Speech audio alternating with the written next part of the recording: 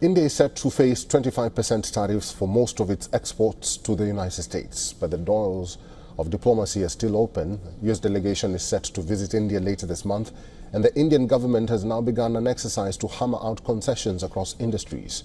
The Trump administration has been pushing for a reduction of tariffs and the elimination of non-tariff trade obstacles to reach an agreement.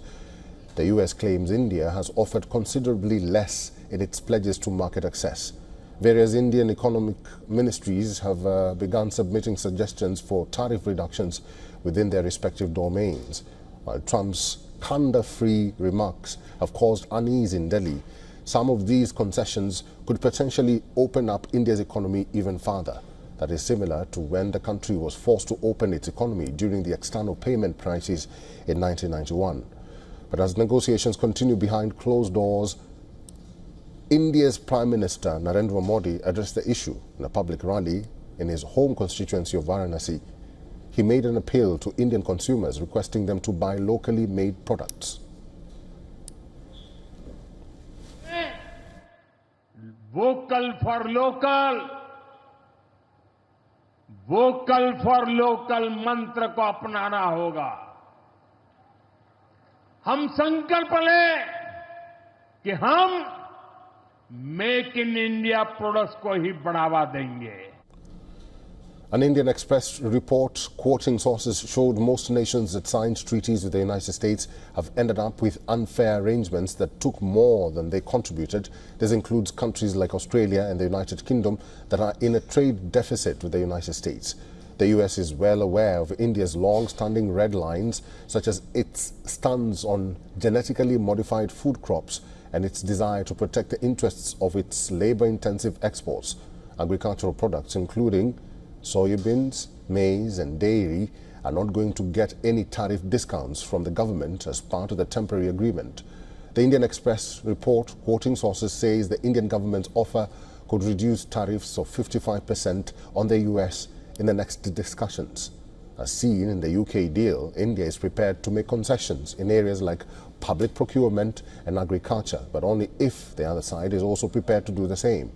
The trade deficit has been a recurring theme for Trump, but India is prepared to increase its imports from the US, particularly in areas of nuclear power, fossil fuel and defense equipment. India's average tariff has been steadily declining since 1991, falling from almost 79% in 1990 to around 12% in 2013.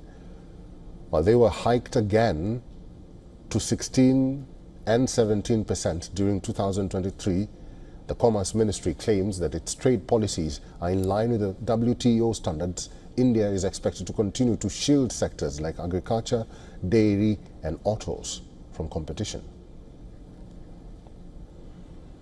Mr. Jayant Krishna is a Senior Fellow, Center for Strategic and International Studies. Mr. Krishna led key initiatives of the Indian Prime Minister's Skill India mission as a CEO and COO. He is now joining us live from New Delhi. Mr. Krishna, thank you very much for your time. Do you think the concessions that India is huddling to hammer out across all industries will work, and can that save India? See, primarily if you look at, US happens to be the second largest trading partner for India. And not only that, it's the only major country among the top few countries that where we have a trade surplus in favor of India, right? And it's not just the trade, the resultant foreign direct investment also, if you look at India, US is the #1 country from where the maximum amount of FDI comes to the country, right? So these are very, very important to us. So I think some of the sweeteners that countries like Japan, European Union, Australia, UK have offered to the US to close the deal.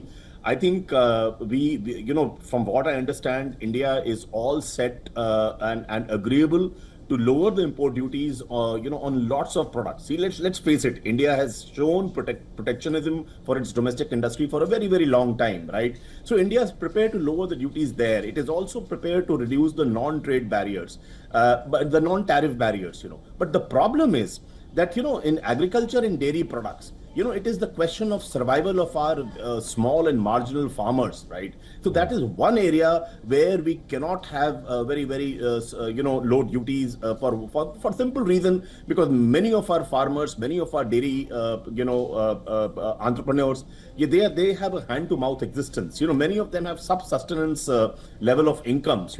So India has to protect that rights, and therefore, the sweeteners, the more practical lowering of tariff and removing non-tariff barriers. I think that's where India is prepared. But I don't think agriculture and dairy are areas where India is prepared to compromise, and it should not compromise, to my mind.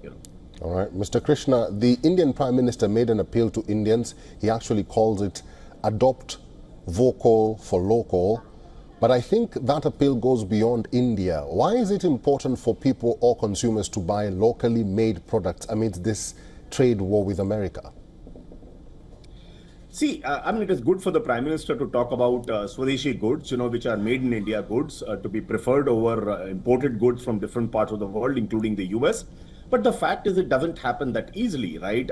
If the products on a like-to-like basis are comparable, both in terms of quality as well as specifications, as well as price, then I don't think Indian people, fall for imported products just like that, right? So wherever there's a quality gap or the price, the domestic players expect is too high, that is when, the imported products are preferred. So I think it's good to keep that principle, in place, that yes, we should patronize local products, made in India products. But the fact is, and it's not just the consumer products, a lot of industrial products, industrial goods, which we import from the US, right? I think you have to look at the total picture.